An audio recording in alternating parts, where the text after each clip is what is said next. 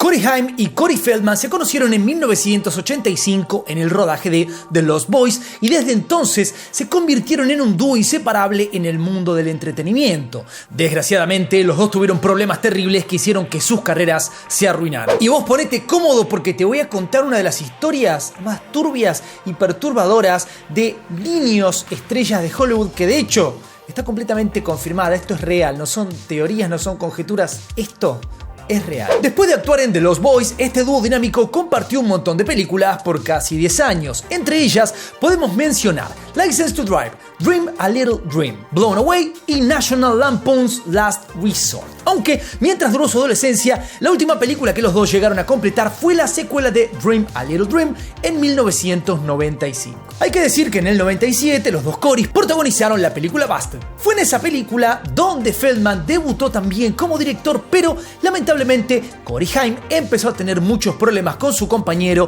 porque faltaban los rodajes, consumía sustancias y llegaba completamente dado vuelta al set de filmación.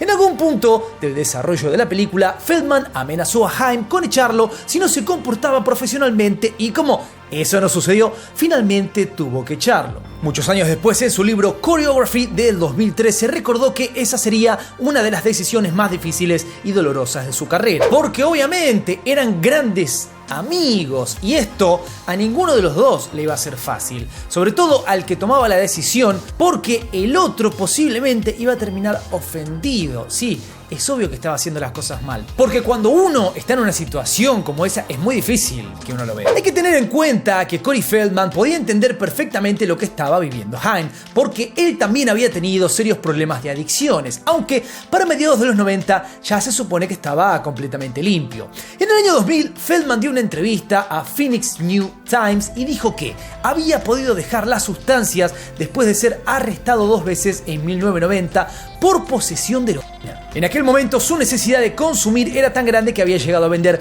sus CDs en una esquina para poder comprar más. La última vez que la policía lo agarró fue en septiembre de ese año y lo mandaron a cumplir un programa de rehabilitación de 10 meses. Hay que tener en cuenta que las adicciones de Feldman tienen atrás un secreto terrible. Su infancia no había sido nada fácil porque sus padres lo maltrataban todo el tiempo y lo golpeaban casi todos los días, así que los sets de filmación parecían un lugar seguro para él. Después de todo, si sus padres le dejaban marcas, cualquier productor, director o compañero de elenco iba a poder darse cuenta de lo que Corey estaba sufriendo. Hay que decir que la madre de Feldman tenía una depresión terrible y era adicta a las sustancias también. Además, su padre solamente quería compartir tiempo con él cuando había, claro que sí, sustancias tóxicas en la casa y lo obligaba a consumir con él. Como si esto fuera poco, Sheila, la madre de Corey, empezó a torturarlo por su aspecto físico. Lo obligaba a bajar de peso, le hacía tomar pastillas y hasta le gritaba cuando lo atrapaba robando comida. Robando comida. Cuando el pibe se estaba muriendo de hambre y necesitaba alimentarse,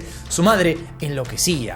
Pibe, tenés que estar flaquísimo, no podés estar flaco, tenés que estar flaquísimo, y no lo dejaba comer. Aunque Corey Feldman no tenía a sus padres con él durante el rodaje, ellos se encargaron de ponerle asistentes que le terminarían haciendo cosas también terribles. Por lo que contó Corey en su libro Choreography, uno de esos asistentes se llamaba Ron y no tardaron en hacerse amigos, aunque la verdad es que no se trataba de una amistad verdadera. Ron tenía estudiados a full los movimientos y los intereses de Corey, y una vez que tuvieron cierta confianza, Ron terminó llevando a Corey a fiestas, lo hizo consumir sustancias y hasta llegó a abusar sexualmente de él. Así fue que el tiempo pasó y para mediados de los 90 Feldman se dio cuenta que su relación con sus padres era insostenible y decidió emanciparse de ellos. De todas formas, esta decisión también le trajo un montón de problemas. De hecho, él contó que a sus 15 años tenía que recibir $1 millón por todo el dinero que había hecho en su carrera, pero resulta que sus padres solamente le dieron $40.000. Para empeorar las cosas, los trabajos que Feldman conseguía en los 90 estaban lejos de darle las mismas ganancias que en sus películas más exitosas de los 80. Y esto tiende a ser lo que pasa con la mayoría de los niños estrella. ¿Quiénes son los que terminan peor? Porque claro, los niños estrella suelen terminar mal, pero ¿quiénes terminan peor muchas veces? O la mayoría, sus padres. A diferencia del otro Corey, Haim empezó a vivir cosas difíciles dentro de los sets de rodaje.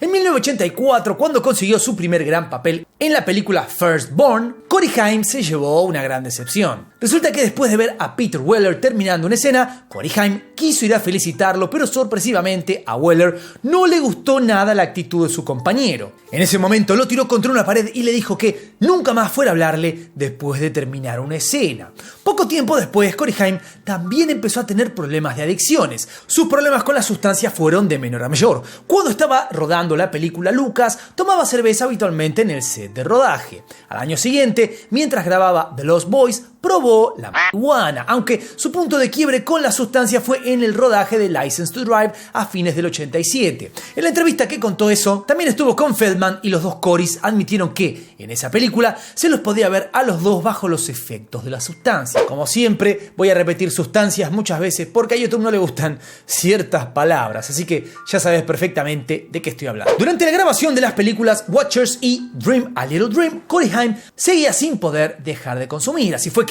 justo después del estreno de la última película, Haim se fue a Hawái con su familia y tuvo una intoxicación terrible por el consumo. Eso lo asustó demasiado y dijo que la intoxicación que tuvo fue tan terrible que había decidido dejar todo de un día para el otro sin pasar por un tratamiento. Igual que pasó con Corey Feldman en los 90, la carrera actoral de Corey Haim estaba de capa caída. La mayoría de películas para las que lo contrataban eran de bajo presupuesto o simplemente se estrenaban directamente en video sin pasar por los cines. Lo que hoy quizás sería una película para streaming, que de hecho sigue teniendo más calidad o un nivel mayor de lo que en ese momento se consideraba una película para video. Son películas que simplemente se vendía el VHS o las podías alquilar. Películas que en resumen se iban a ver infinitamente menos que las que se estrenaban directamente en el cine. Así fue que para 1996 su situación económica se volvió terrible. Literalmente tenía que contar su dinero para poder llegar a fin de mes. Y recordemos que hablamos de alguien que era una estrella de Hollywood.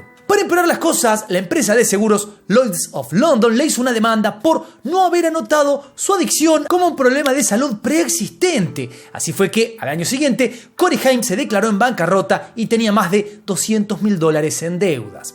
Una vez que los grandes productores de Hollywood habían dejado de tenerlo en cuenta, Corey Haim siguió trabajando en roles secundarios en series y en algunas películas con estrenos exclusivos para televisión. En el 2000 trabajó en la película Without Malice, pero la verdad es que esa fue una experiencia terrible para él y sus compañeros. Haim estaba tan afectado por las sustancias que todo el tiempo sentía miedo de que le pasara algo catastrófico. Por ejemplo, se la pasaba pidiendo a la producción que llamen a su casa porque pensaba que su perro había muerto. Este tipo de comportamientos turbios llevaron a que a Haim le recetaran un montón de medicación para tratar estos ataques. Y ¡oh sorpresa! ¿Qué pasó después de tanta medicación? Durante el año 2001, Corey Haim pasó un año terrible por las adicciones. Resulta que había seguido tomando los medicamentos que le habían recetado el año anterior para tratar sus miedos, pero parece que el actor no siguió las indicaciones de los médicos y nadie lo controlaba, así fue que empezó a tomar las pastillas a cada rato como si fueran caramelos. Así las cosas, a mitad de año terminó internado en un hospital en California para tratar de recuperarse. El 10 de agosto, su madre lo fue a visitar y lo encontró inconsciente por una sobredosis. Tan grave fue la situación que cuando llegó la ambulancia el actor estaba pálido y parecía como si estuviese muerto, aunque al principio los médicos creían que podría recuperarse enseguida. Corey pasó toda la noche en coma y recién pudo despertarse al día siguiente. En la entrevista que dio a Larry King en el año 2007, Corey Haim recordó que esa época, posterior a la sobredosis de 2001, fue terrible. A fines de ese año, su situación económica era pésima, así que no tuvo mejor idea que subastar mechones de su pelo y una muela que le habían sacado. Esto lo hizo en eBay, pero para hacer más triste la historia, eBay le canceló las publicaciones porque está prohibido subastar partes del cuerpo humano de uno. Igual hubiera sido muy curioso ver si algún fanático todavía quedaba de aquellas épocas, de muchos años antes, que quisiera quizás tener una muela de él, un pedazo de pelo. Mientras tanto, su salud mental seguía yendo de mal en peor, tal es así que llegó a pasar más de 3 años en los que no salía casi nunca de su departamento. En todo ese tiempo, su único trabajo fue en la película The Backlot Murders, película que se estrenó en el año 2002. Al final, en 2004, su madre lo convenció de volverse a vivir a Canadá y de esa forma empezó a recuperarse. Unos años después, los dos Corys se juntaron para hacer el programa The Two Corys, un reality show donde entre otras cosas contaron cosas horribles que habían vivido cuando eran compañeros de elenco en diferentes películas. En uno de los episodios, Haim dijo que había sido abusado cuando tenía 14 años por un conocido de Feldman de 42. Aparentemente, estos abusos habrían durado 2 años y lo peor es que Feldman estaba al tanto de todo. Mientras duró el reality show, la cuestión de los abusos que los dos Corey sufrieron se trató muy por arriba. Lo peor de toda esta situación lo dio a conocer Feldman después de la muerte de Corey Haim. Otro de los temas más oscuros que salió de este programa fue el de las adicciones. En uno de los episodios del 2008, Feldman junto con Todd Bridges y Pauly Shore llamaron a Corey Haim para convencerlo de entrar en tratamiento para controlar estas adicciones. Poco antes de que este programa saliera al aire, en julio de 2008, Feldman había dicho a la revista People que, después de casarse y tener un hijo, no pensaba que Haim fuera una persona confiable y prefería no tenerlo cerca, por lo menos hasta que se recuperara de sus adicciones. Además, Feldman dijo que no estaba dispuesto a ver cómo Haim se autodestruía con sus vicios. Poco después que Feldman decidiera alejarse de él, Corey Haim tuvo un accidente automovilístico mientras manejaba, obviamente bajo los efectos de unos medicamentos que casualmente están prohibidos cuando estás conduciendo. Después de esto, su abogado lo obligó a ir a California para cumplir con un programa de desintoxicación y demostrar que estaba dejando las pastillas. ¿Pero qué pasó? Finalmente, un médico que lo trató se dio cuenta que Corey no podía dejar las pastillas de ninguna forma. Y esto es una cosa muy grave que le pasa a mucha gente que ha consumido mucho. Lo que puede pasar es que la abstinencia dispare una cosa incluso peor que estar consumiendo en pequeñas dosis. Esto que pareciera no tener sentido es real. La gente que a veces deja cierto tipo de sustancias tiene problemas de todo tipo, incluso pueden llegar a morir por no consumir más. En resumidas cuentas, la solución que Corey Haim encontró es ir dejando esa medicación, pero muy de a poco. En los últimos años de su vida, aunque le costaba mantenerse sobrio, Corey Haim fue teniendo todo tipo de proyectos. A principios del 2009, el actor contó en una entrevista que el músico G. Tom Mac le había propuesto hacer un reality show con el nombre Lost Boy Found, o sea, el chico perdido encontrado, como una especie de juego de palabras con la película The Lost Boys. Tom Mac esperaba que dentro del reality show Corey Haim fuera mostrando su recuperación y una vez que lograra desintoxicarse, los dos iban a salir a dar conciertos, aunque por más que había material para hacer varios episodios, ningún productor se interesó en el reality y todo eso quedó en la nada. Aunque el reality entonces no llegó a estrenarse, Corey Haim tuvo una etapa entre el 2009 y principios del 2010 que parecía ser la más tranquila en muchísimos años. Fue alrededor de ese momento de su vida que el actor publicó en su página web que se iba a casar con su novia Tiffany Shepis, y por más que el compromiso entre la pareja se rompió en menos de 6 meses, Haim no se desbarrancó y siguió concentrado en su carrera. Eso dio algunos resultados porque entre 2009 y 2010 llegó a trabajar en 7 películas que se estrenaron en cine, a diferencia de la mayoría que hizo entre el 97 y el 2007, que solamente salían en video o de hecho algunas ni siquiera salían. Las cosas parecía que por fin se encaminaban para Corey Haim después de una vida entera de drama en drama. Pero llegó el 8 de marzo del año 2010 con noticias terribles. Resulta que Corey Haim tenía síntomas parecidos a los de la gripe, así que fue al médico, pero el profesional que lo atendió no sospechó que tuviera nada grave, por más que Haim casi no podía mantenerse en pie. 2 días más tarde, la madre de Corey llamó al 911 porque vio que su hijo no se despertaba, y así fue que lamentablemente cuando llegó la ambulancia lo declararon muerto. Al principio, la policía de Los Ángeles pensaba que Corey Haim había muerto por una sobredosis accidental porque en su casa encontraron todo tipo de envases de ansiolíticos, relajantes musculares y pastillas para dormir. Al principio de la investigación se especuló mucho con que Corey había muerto de sobredosis. Cuando toda esta información salió en el portal The Daily Telegraph, el representante de Corey trató de negar que el actor se hubiera tomado un montón de pastillas para terminar con su vida y dijo que al momento de su muerte llevaba 2 semanas completamente limpio. Por su parte, los doctores que lo atendieron durante los meses antes de morir dijeron que le hicieron las recetas de diferentes analgésicos porque tenía un dolor insoportable en un hombro porque se había caído en el rodaje de una película en Canadá. Con el avance de la investigación, varios familiares y amigos fueron a declarar y contaron una vez más que él había tenido una adicción muy fuerte a todo tipo de medicamentos recetados.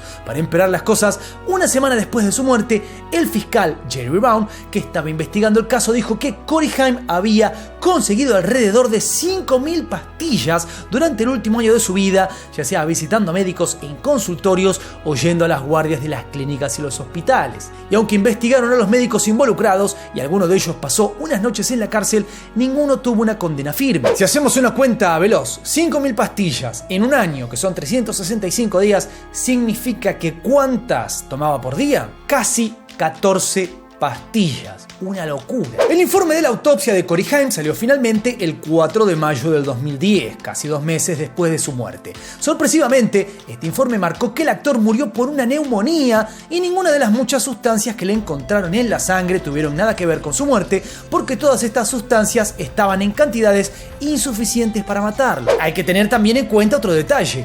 Una persona que se autodestruyó tanto es mucho más propensa a que algo que para vos, para mí, pueda ser menor, no digo que una neumonía sea algo menor, pero algo que puede ser, digamos, más llevadero, por llamarlo de alguna manera, para uno, sea mucho peor, porque otra vez, tu cuerpo por dentro está completamente destruido. Entonces no necesariamente te mata lo que acabas de consumir, pero te termina matando en cierta medida lo que consumiste antes. Al año siguiente, en agosto del 2011, Corey Feldman fue al programa Nightline de la cadena ABC y dijo que el responsable de la muerte de Corey Haim era un tipo muy importante de la industria de Hollywood.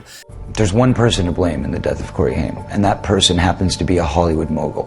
And that person needs to be exposed, but unfortunately I can't be the one to do it. Mientras hacían su reality show, la cosa había quedado un poco rara. Aunque, con este comentario, Feldman mostró que le seguía importando lo que le había pasado a su amigo Haim. Además, explicó que era muy común que los sets de filmación estuvieran llenos de abusadores y él no había podido darse cuenta de eso hasta que se convirtió en un adulto. Esto porque muchas cosas que veía o que vivía las había normalizado. Por muchos años, aunque Feldman se atrevió a contar lo que habían sufrido él y su compañero, no podía dar el nombre del abusador. Todo este tema de los abusos en Hollywood, Feldman lo retomó en su libro del año 2013, Choreography, pero esas verdades no le cayeron bien a todo el mundo. De hecho, a la madre de Haim no le gustaron nada algunas cosas que contaba en el libro y en 2016 decidió demandar a Feldman y dijo que todos los comentarios sobre el abuso, el actor los hacía para conseguir atención y dinero. El tiempo pasó y la muerte de Corey Haim quedó un poco atrás en el tiempo hasta que llegó el año 2017. Fue entonces cuando el actor Dominic Gracia dio una entrevista al diario National Enquirer y explicó que aquel tipo poderoso de Hollywood que había abusado a Corey Haim y que lo había llevado a tener problemas terribles durante toda su vida era ni más ni menos que Charlie Sheen. Según contó Gracia, todo esto había ocurrido en el set de rodaje de la película Lucas cuando Sheen tenía 19 años y Haim tenía solamente 13. Por supuesto, Charlie no tardó en defenderse de esta acusación y demandó al diario por haber publicado eso. A todo esto, la madre de Corey Haim fue al programa The Dr. Oz Show y quiso dar vuelta a la historia de abuso. Para eso, dijo que el abusador de su hijo no había sido Charlie Sheen, sino Dominic Gracia, el mismo que había señalado a Charlie. Recordemos algo importante, la madre de Corey Haim tiempo atrás había salido a decir que nunca había pasado nada de esto y que Corey Feldman mentía. Ahora resulta que sí le había pasado algo a su hijo, pero había sido otra persona. Al parecer, la que no dice las cosas muy claras es la madre de Corey Haim. Para colmo, unos meses después, toda esta situación llevó a Corey Feldman al hospital,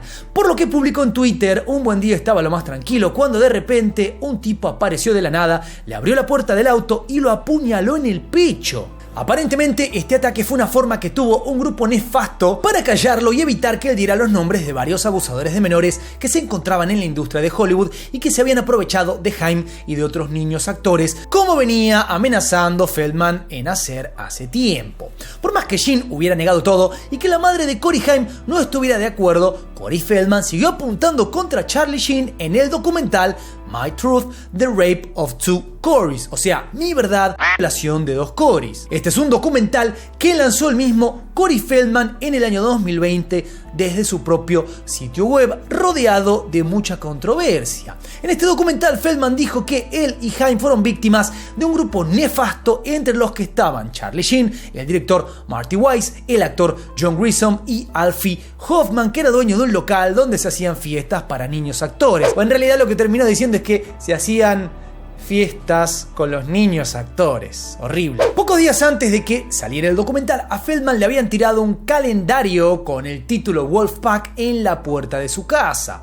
El actor tomó esto como algo peligroso porque durante los últimos 2 años, además de apuñalarlo, hubo un grupo que se la pasó mandando mensajes amenazantes al actor por las redes sociales. Por lo que cuenta el documental, la líder del grupo Wolfpack, que trataba de callar a Feldman y convencer a sus fans de que es un mentiroso, era ni más ni menos que Judy Haim, la mismísima madre del otro Corey. Recordemos, la señora que dijo que no le había pasado nada a su hijo y después dijo no fue Charlie Sheen, fue otro.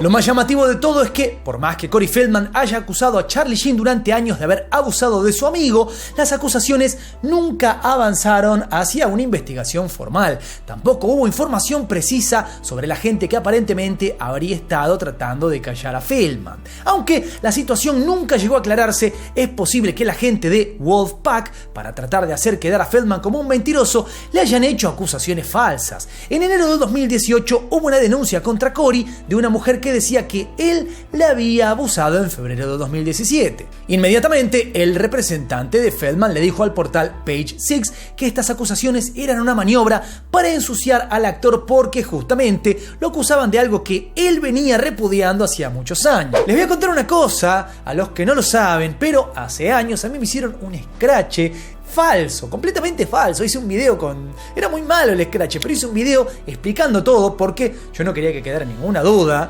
porque yo no tenía nada que ver en todo ese invento nefasto. ¿Por qué lo hicieron? ¿Quiénes lo hicieron? Bueno, youtubers que ¿qué andaban haciendo? Cosas turbias de las que yo hablaba en videos. Entonces, la mejor manera de evitar que yo siguiera hablando de estas cosas turbias que estaban haciendo era acusarme de lo mismo. Hasta junio de 2020, Corey Feldman formaba parte del Comité contra el Acoso Sexual de la Federación de Actores de Radio y Televisión, aunque fue en el año 2020 que esa organización sacó una resolución para echar a Feldman. En esa resolución decían que lo echaban porque habían recibido quejas de 8 actrices que decían que Corey las había acosado. Como respuesta a esto, Feldman dijo que él mismo había sido víctima de abusadores y estaba dispuesto a que avanzaran las investigaciones sobre las acusaciones en su contra porque estaba dispuesto a probar que todas eran falsas. Dato interesante, nunca jamás nadie lo llevó a la justicia. Más allá de todas las cosas turbias que le pasaron en la vida, en 2021, Corey Feldman pudo concentrarse en su carrera y trabajó en la película